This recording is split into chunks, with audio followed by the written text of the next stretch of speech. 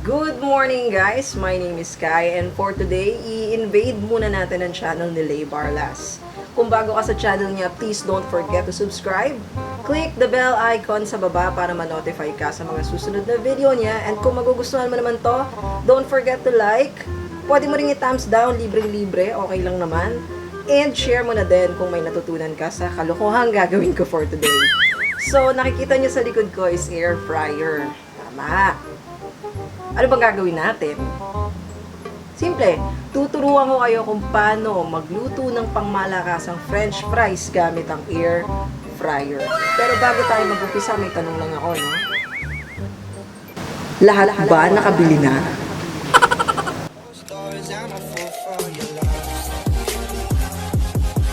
So yun na nga, hindi ko na patatagalin to.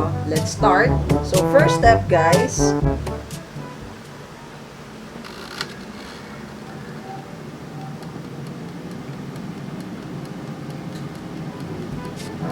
kapag narinig mo na ang tunog na to, ibig sabihin mainit na. Pwede ka na magluto. No? Pwede na. So, paano? Siyempre, lagay lang natin.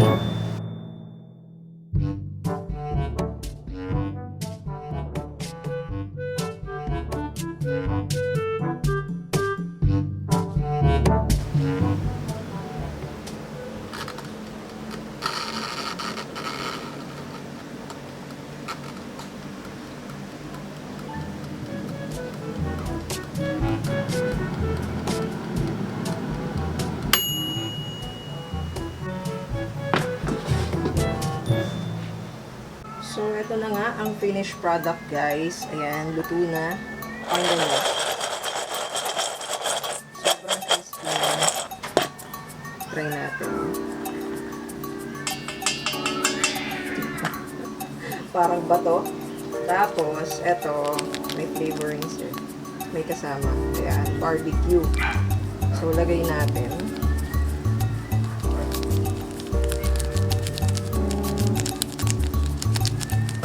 Madami. Pero kasi matabang to eh. Na-try na namin ito.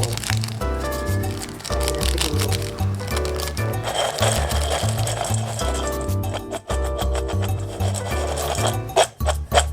So, ayan. Okay na. So, yun na nga guys. So, maraming salamat sa panonood ng video na to. Kung nagustuhan mo, please like. Kung hindi naman, thumbs down. And share mo na rin tong video na to. And don't forget to subscribe. Puro end na ako.